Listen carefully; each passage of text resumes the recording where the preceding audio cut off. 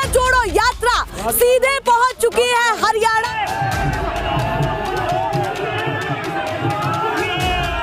Channel के माध्यम से नरेंद्र मोदी और खट्टर की सरकार को ये चेतावनी देना चाहते हैं। अगर जो हमारा खातर नहीं लड़ा ना तो भूखा कौन में रो राजा है। उनकी तो कदे सामने नहीं, लड़ाई किसके लिए लड़ रहा है, वो हमारे लिए तो लड़ रहा है। इस पब्लिक की तस्वीर भेज दो जी। और ये इनको नींद नहीं आएगी।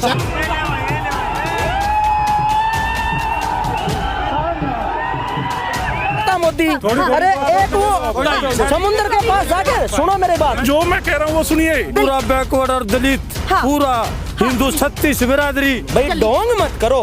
3 साल का क्या रोजगार मिलेगा, 4 साल का पहले भी सरकार होती थी, पहली सरकार होती।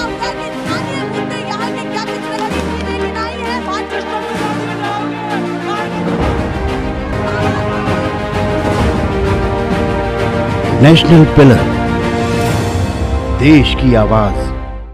अब भारत जोड़ो यात्रा सीधे पहुंच चुकी है हरियाणा के पानीपत में और देखिए जोश तो काफी है लोगों में। सीधे मैं चर्चा की शुरुआत करती हूँ कि भारत जोड़ो यात्रा को लेकर के लोग क्या सोच रहे हैं और सबसे बड़ी बात कि इतना जमावड़ा जन सैलाब संबोधन हुआ है राहुल गांधी का, क्या कुछ सोच रहे हैं ये सभी लोग, तमाम लोग जो और भी लोग आने चाहते हैं वो भी जरूर है। क्या लग रहा है, माहौल क्या लग रहा है भारत जोड़ो यात्रा को लेकर के? हरियाणा में पहुंची, अब सीधे कश्मीर की बारी है। इसमें भाई के साथ हाँ बिल्कुल पंजाब के होते हुए कश्मीर लग जाएगी।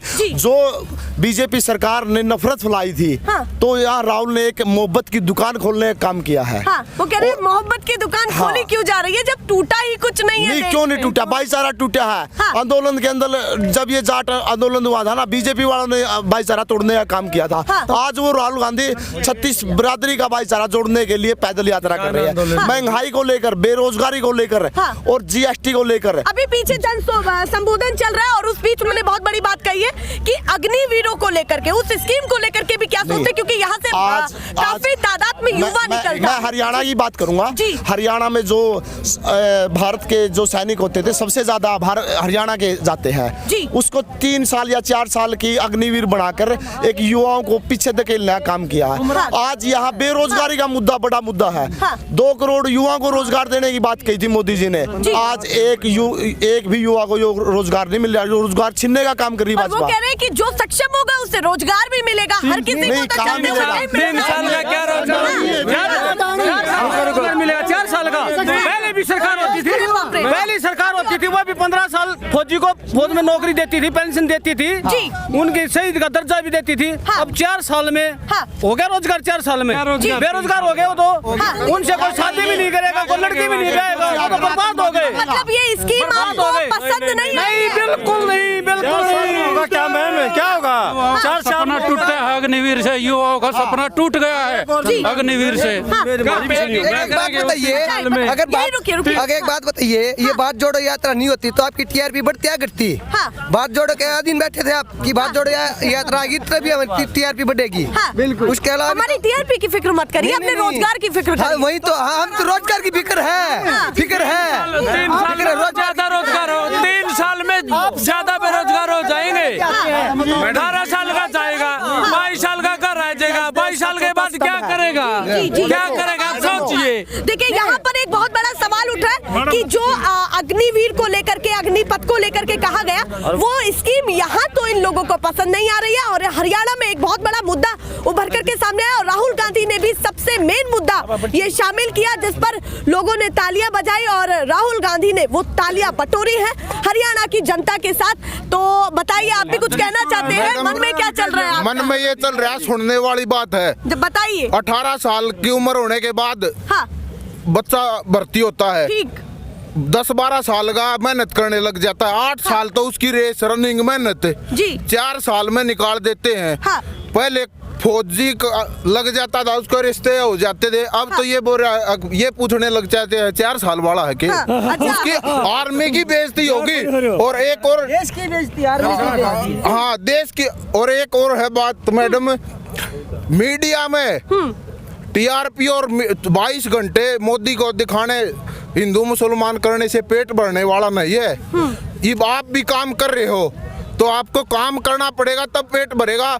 जो गरीब आदमी है जो 500 रुपए लेता है उसको शाम का उसने पता है कैसे पेट भरना है। हाँ, मीडिया से जनता की क्या नाराजगी चल रही है जो आप कह रहे हैं? नाराजगी ये चल रही है, बताइए, प्यार से बताइएगा। जो राष्ट्रीय चैनल हैं हाँ। वो बड़े बड़े आका सीधे अपने काम उनके रुकते नहीं, उनके काम रुकते नहीं, वो अपना काम निकाल लेते हैं। जैसे आदेश होता है जी। वैसा ही दिखाना पड़ता है और वो सच्चाई नहीं दिखाते। अब मैं यहाँ पर एक और चीज पूछती हूँ, खट्टर जी की सरकार कैसी चल रही है? डबल इंजन है यहाँ पर, यहाँ तो बहुत बेकार सरकार। खट्टर की सरकार, खट्टर की सरकार से ये बताओ उन माँ बापा तब जो जिनके बड़का की उम्र लकड़ ली, जिनके बच्चे बेरोजगार हैं, खट्टर का आगा आग न गेला पुड़ा, ना उसका बालक ना उसका लुगाई, वो कह रहे पेपर नहीं हो रहा। देश भी तो मेरा परिवार ही है, आप भी तो परिवार ही है। नहीं, अगर परिवार के बारे में सोचते ना तो युवाओं को रोजगार के बारे में सोचते, किसानों की टीआरपी उसके बारे में सोचते, एमएस के बारे में सोचते, मजदूर का धंधा के बारे में सोचते।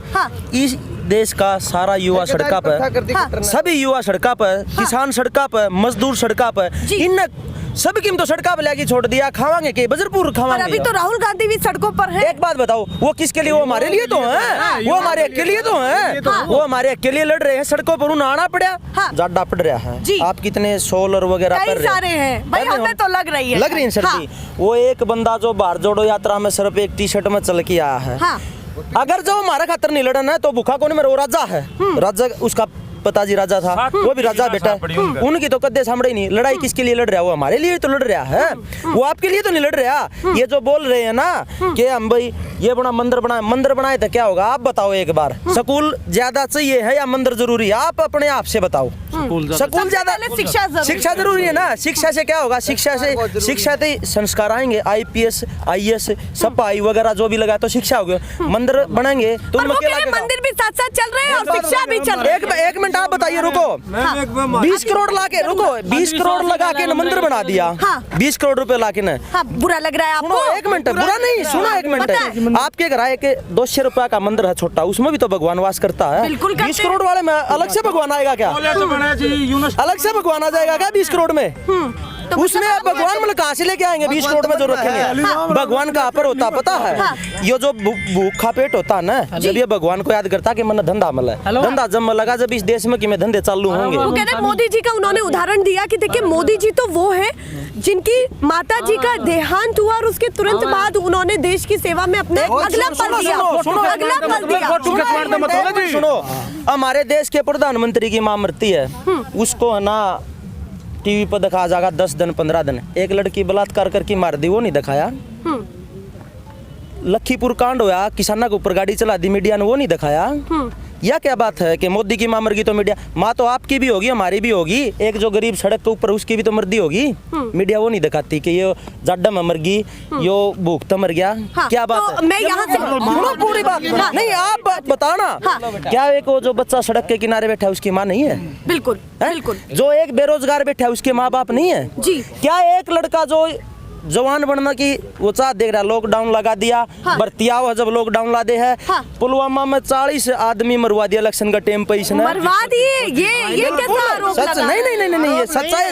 इलेक्शन के बाद जब भी इलेक्शन आता है के लिए ये कुछ भी किसी भी हद तक जा सकते हैं। नहीं है ये एक जग बार के गंगा किनारे जाता मोदी। अरे एक वो समुद्र के पास जाके, सुनो मेरी बात, समुद्र के पास जाके, मैडम सुनो मेरी बात, समुद्र के पास जाके एक लपाफाटाई को जमा लिया, समुद्र ने साफ करा है। और पुलवामा हमला में 46 फुट के 40 जवान मरे थे, उनका किसी का हटा की देखा था? ये हमारा जवान का है, मोदी ने उठा था वो हाथ कि ये हमारा जवान का है, जिन 46 फुट के मान लाल दिए थे भर्ती होने खातर, उनकी लाश पूरी घरा को नहीं पूछी, वह कौन उठा की देखी मोदी ने? उनती क्या दिया है उन बड़का तीन, उनके माँ बाप। नाराजगी बहुत ज्यादा है वर्तमान सरकार। देखो मैं देखो, सुनो एक मिनट मेरा ये कहना है भाई, डोंग मत करो, जो इस देश ने चाहिए ना वो दो। या नहीं है वास्तविकता है, डोंगी मत बनो। चलिए, वो कह रहे हैं कि कहीं ना कहीं दिखावा किया जा रहा है, बहुत देर से रुके हुए हैं। एक ये 5 किलो दाने दे गए ना लोगों ने, ये जो 5 वाल्मीकि समाज से हूँ, ठीक है। यही क्यों बताया? पूरे हरियाणा का वाल्मीकि हाँ। राहुल जी के साथ है। अच्छा, मतलब आप कह रहे हैं कि 36 मैं- बिरादरी साथ आ रही है। 36 अरे एक और बताऊं मैम, ये सुनो सुनो सुनो मैम, एक और बात, एक बात व्यक्ति बोले। बताओ। ये बैकवर्ड का नाटक कर रहा, मैं बैकवर्ड हूँ। हाँ। मोदी जी ने कहते हैं मैं बैकवर्ड हूँ। हाँ। दलित कहाँ है, बैकवर्ड कहाँ है, और बड़ी बड़ी बातें करता है। हाँ। अरे एक गरीब आदमी जब जाडा में मर जाते हैं हाँ। और भूखे भी मर जाए हैं, और ये 5 किलो दाने एक आदमी सारा महीना में 5 किलो खाएगा। पर वो कह रहे हैं कि सारी मेहनत क्या सरकार ही कर ले, आप ना करेंगे, जनता ना क्यों दो? करेगी। एक बात और हाँ, मैम, बोले, बोले, सुनिए सुनो हाँ। मैम, 5 किलो दाने बंद करो हाँ। और रोजगार दे दो। अच्छा, मतलब राशन नहीं चाहिए फ्री का, पर रोजगार दे दो। ये फ्री का क्यों वो बंद हो, हाँ। तो फ्री का नहीं चाहिए। वो भी बंद कर दिया मैडम। मैडम सुनो सुनो बोले बोले बिल्कुल। मैडम, आती हूँ। ये जो 5-5 किलो दाने बंद करके न, और युवाओं को रोजगार दे दो, वाल्मीकियों को भी, बैकवर्डों को भी, दलितों को भी, किसानों को भी रोजगार की जरूरत है। यहाँ पर एक और चीज पूछना चाहती हूँ, लाखों लोग जुड़ रहे हैं जगह जगह, हर राज्य में, यूपी में तो रिकॉर्ड तोड़ जनता साथ में रही, जन सैलाब रहा, बिल्कुल चक्का जाम हो गया। क्या लग रहा है कि इस यात्रा का बहुत बड़ा प्रभाव क्या होने वाला है? प्रभाव नहीं, पूरा बैकवर्ड और दलित, हाँ। पूरा हिंदुस्तान का हाँ। किसान, हाँ। मजदूर, हाँ। बैकवर्ड, दलित, 36 बिरादरी राहुल जी को प्रधानमंत्री मतलब देखना आप ये चाहते कह रहे हैं। हैं 36 बिरादरी यहाँ साथ है। देश चाहता है कितने कि लोग यहाँ पर सहमत हैं इनकी बात से? आवाज है।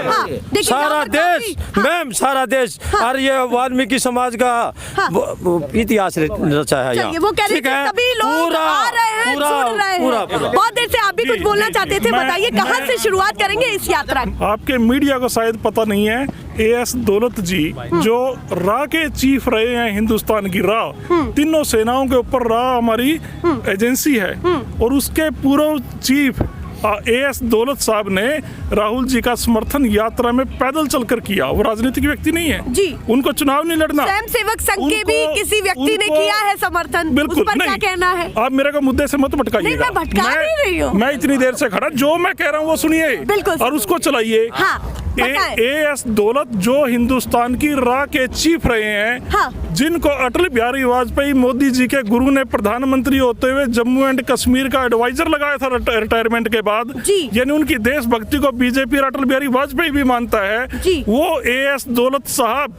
आदरणीय राहुल जी की यात्रा में शामिल होते हैं। इससे ये साबित होता है कि एक गैर राजनीतिक व्यक्ति, इतने बड़े कद का व्यक्ति जो हिंदुस्तान की तीनों सेनाओं का काम देखता हो, वो व्यक्ति अगर साथ आ रहा है, तो एएस दौलत साहब ने भी ये लगा कि हिंदुस्तान की सीमाएं हाँ। नरेंद्र मोदी के हाथों में आप ये कह सुरक्षित रहे नहीं हैं है, इतने बड़े बड़े सुरक्षित नहीं व्यक्ति है। राहुल गांधी के साथ आ रहे हैं, जी, जो दूसरी अहम बात- भूमिका इस दूसरी देश के बात- लिए निभा रहे हैं, एक बात और निभा करके एक बात हो रहा है, रिटायर्ड भी हो चुके हैं। एक बात हो रहा है। जी जी रघु राजन जी हाँ। जो आरबीआई के गवर्नर रहे हैं, जी। कोई भी देश दो तरीके से सक्षम होता है, सीमाओं से, फौज से, हाँ। और और आर्थिक से, financially। फंडिंग से। जी। जिस रघु राजन जी ने नरेंद्र मोदी जी की नोटबंदी को मानने से इनकार कर दिया था, रिजर्व बैंक के गवर्नर के पद को ठोकर मार दी थी, जी। वो आरबीआई का गवर्नर भी राहुल गांधी जी के कदम ताल यात्रा में कर चुके हैं। और उन्होंने एक बहुत बड़ी चीज कही थी उस बीच में कि महंगाई 2023 में और 2024 में रिकॉर्ड तोड़ होने वाली है, जी, ऐसा उन्होंने ये माहौल बात लग नहीं रहा कही, है। लेकिन जी, लेकिन उस पर क्या सोच रहे हैं? लेकिन जो मैं कहना चाहता हूँ, बताएं। एएस दौलत जी और रघु राजन जी के राहुल गांधी जी का समर्थन यात्रा के द्वारा देने के बाद जी। यह स्थिति स्पष्ट हो जाती है कि नरेंद्र मोदी देश को संभालने में फेल हो चुका है। हाँ। ये मैं नहीं कह रहा, हाँ। ये हिंदुस्तान की रा के चीफ हाँ। और आरबीआई के पूरा गवर्नर, वो तस्वीरें कहती हैं, वो जो चल तस्वीरें रही थी। कहती हैं हाँ, कि हाँ। हिंदुस्तान आने वाली युवा पीढ़ी को आप राम जवाब नहीं दे पाएंगे। हाँ। आज की वीडियो को संभाल के रखना, शायद अपने बच्चों को, अपनी युवा पीढ़ी को आप कह सका कि मैं तो वहां पर पहुंची थी राहुल जी की यात्रा में। जी। आज ये मतलब पुण्य का आप कार्य मानते हैं कर कि रहे ये हो। ऐतिहासिक ये ऐतिहासिक है। तस्वीरें आने वाले समय में रहने वाली है। देश बिक चुका है, देश में कुछ भी नरेंद्र मोदी जी ने नहीं छोड़ा, जी। देश खत्म कर दिया है। हाँ। और सिर्फ टीवी पे ही सब कुछ विकास चल रहा है। जी। राहुल जी को आने की जरूरत क्यों पड़ी? हाँ। जब वो पार्लियामेंट में अग्निवीर का मुद्दा उठाते थे, एमएसपी रेट के लिए किसानों का मुद्दा उठाते थे, उनका माइक बंद कर देता था। हाँ। नरेंद्र मोदी का प्रशासनिक ढांचा, जी। वो अपने हाथ से तो नहीं करता है, प्रधानमंत्री है, हाँ। लेकिन उसका सिस्टम है। हाँ। और जब मतलब मीडिया आप में बात मानते हैं कि करते हैं, प्रधानमंत्री की कमान सभी पर है? प्रधानमंत्री की कमान चलती है। हाँ। और मीडिया, पर आप ऐसे कैसे कह सकते सकते हैं? सदन में प्रधानमंत्री की कमान कैसे चल सकती है? वो सदस्य हैं एक तरीके से, उस सदन के अंदर जाएंगे तो वो भी एक सदस्य की हैसियत के साथ अंदर जाएंगे। तीसरी बात याद करा दी जी। इस देश में 1947 के बाद पहली बार सुप्रीम कोर्ट के 4 मुख्य न्यायाधीशों ने इकट्ठे होकर पीसी की। उन्होंने कहा कि जनता को अवगाह किया कि अपने देश ने संभाल लो, देश खतरे में है, लोकतंत्र खतरे में है। आज तक क्या होता था, मेरे जैसा कोई भी गरीब व्यक्ति वो कोर्ट में जाता था न्याय प्राप्त करने के लिए कि माननीय कोर्ट मुझे न्याय दिलाएगी, लेकिन इस इतिहास में 47 के बाद ये पहली घटना है कि कोर्ट के मुख्य जज 4 वो पीसी कर रहे हैं, प्रेस कॉन्फ्रेंस कर रहे हैं और जनता को आगाह कर रहे हैं कि देश खतरे में है। यानी न्यायपालिका ने हैं कि कुछ बड़ा होने वाला है 2024 में, क्योंकि ये न्याय जनता दे सकती है वोट के जरिए। 4 अगर वो जनता वोट डाल के ही तो इसको पलटेगी। बिल्कुल। कोर्ट तो ये करी, हम भी क्या मानते हैं कि 2024 में कुछ बड़ा होने वाला है इसी यात्रा के तहत? नाम जान सकते जिसके साथ आप चल रहे हैं? मीरा जी। न्यायपालिका और यानी सेनाओं का उसमें सब कुछ आ गया। और तीसरा अर्थव्यवस्था के लिए रघुराजन जी आ गया।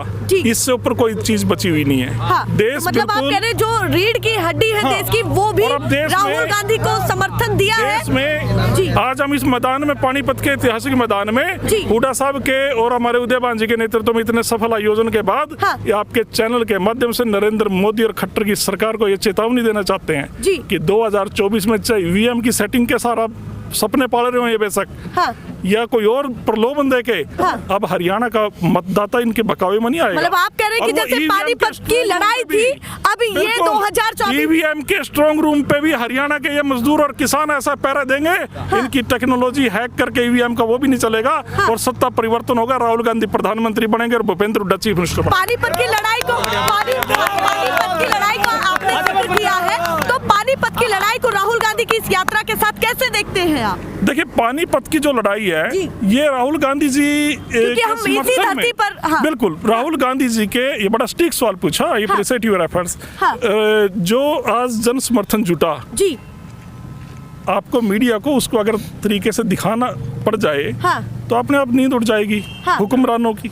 तो मतलब आप कह रहे हैं कि आप सिर्फ इस पब्लिक की तस्वीर भेज दो और ये इनको नींद नहीं आएगी। अच्छा, ये जो तस्वीरें चल रही है वो नींद तो वैसे भी नहीं आ रही, नींद नहीं चल पाएगा। नींद तो इसलिए भी नहीं आ रही कि एक नौजवान युवा नेता, एक जन नेता एक टी शर्ट में इतनी सर्दी में चल रहा है, नरेंद्र मोदी जी को नींद नहीं आ रही। पर वो कह रहे हैं कि उनकी सेना क्यों कपड़े पहन करके चल रही है? मैं मोदी जी को कहना चाहता हूँ, जो रामदेव अपनी आंख ठीक नहीं कर पाया बेशक और दूसरे की आंख की रोशनी बढ़ाने के नुस्खे बताता है ना, वो सारी जड़ी बूटियों के नुस्खे खा के आज राहुल गांधी जी के साथ 25 किलोमीटर पैदल चले और सुबह के धुंध में 3 डिग्री के टेम्परेचर में गांधी जी की समाधि पर जाके जैसे राहुल जी के साथ जाके ये साबित हो जाएगा कि असली योगी राहुल गांधी है या नरेंद्र मोदी का पाला पोसा हुआ ये बाबा रामदेव पूरी तैयारी कर ली है। ये साबित हो जाएगा। ये हम किसी को गलत बात भी नहीं कहते, हम हमारे लिए कोई भी आदमी माननीय है, बाबे के भेष में हम उसका सम्मान करते हैं, साधु का सम्मान करते हैं, लेकिन अगर साधु रावण के भेष में आए ये बर्दाश्त नहीं करेगी जनता। एक बाबा दवाइयां बेच रहा है, आज अगर उस पर जितने भी योग है प्राणायाम करे, मुंह से करे, नाक से करे, जितना सिखाता है, मैं कह रहा हूँ उसको छूट है। सारे अपने टेक्निक अपना के और राहुल गांधी जी के साथ जैकेट में भी आ जाए। राहुल जी तो एक टी शर्ट में चल रहे हैं। एक पहले बटन बंद नहीं होता था, आज बटन बंद है, इतना फर्क है देखिए इतनी ठंड में। पर यहाँ पर एक और सवाल पूछा जा रहा है कि सेना कपड़े पहन करके क्यों चल रही है राहुल गांधी की? मीरा जी देखिए, शायद हम राहुल गांधी जी से सीखेंगे जो वो एक जनता की उनके अंदर मनोबल बड़ा है। वो मनोबल देखो जो एक जनरल में आता है वो सिपाही में नहीं आता जी। राहुल गांधी जी को कन्याकुमारी से यहाँ तक का जो समर्थन मिला है, शायद वो जनता का आत्मबल है कि जो उनको ठंड महसूस नहीं होने देता। ये मानसिक स्तर होता है आदमी का। अगर आदमी का मानसिक स्तर ठीक है और वो कोई जुनून पाले हुआ है कि मैंने देश पे लड़ना है, हमारे फौजी तो भी लड़ते हैं बॉर्डर के ऊपर, हमारे किसान खेत में पानी देते हैं, सिंचाई करते हैं। राहुल जी ने आज बड़ी अच्छी बात कही। एक किसान आज किसान एक किसान का बेटा बिना जर्सी के बिना जैकेट के बैठा, वो मीडिया को नहीं नजर आता। राहुल गांधी गांधी की टी शर्ट नजर आती है। हाँ। आपने अगर नरेंद्र मोदी जी ने ये इस हालात में देश पहुंचा दिया कि राहुल जी ये चाहते हैं कि हर किसान का बेटा, राहुल जी के जूते से लेकर शर्ट तक पर टिप्पणी हो वो तो चुकी है। खानदानी रईस है जी, खानदानी रईस है। पहले टिप्पणी होती थी। हाँ, जब अभी भी हुई। नहीं, हाँ। जब से देखो बी फेयर, हाँ। जब से राहुल गांधी जी की सर्दी के बाद टी शर्ट की चर्चा गोदी मीडिया नहीं कर रहा। हाँ। क्योंकि उल्टा पासा पड़ रहा है कि राहुल गांधी जी योगी हैं, उनको ठंड नहीं लगती। मीडिया ने टी शर्ट का मुद्दा अपने बॉस के कहने से बंद कर दिया कि टी शर्ट पे कोई चर्चा नहीं है। आप चर्चा करके दिखा दो, चैनल का लाइसेंस बंद हो जाएगा। चलिए आप बताइए टी क्या शर्ट की सोच बात रहे हैं? करें जी, हाँ, हाँ। वो तो खानदानी रईस है जी। हाँ। वो तो सोने की चम्मच लेके पैदा हुआ था। हाँ। उससे क्या है, तो कह रहे राजा को उतार दिया जाता है जब काम नहीं करते हैं ढंग से तो। एक कोरोना की बात है जी। हाँ।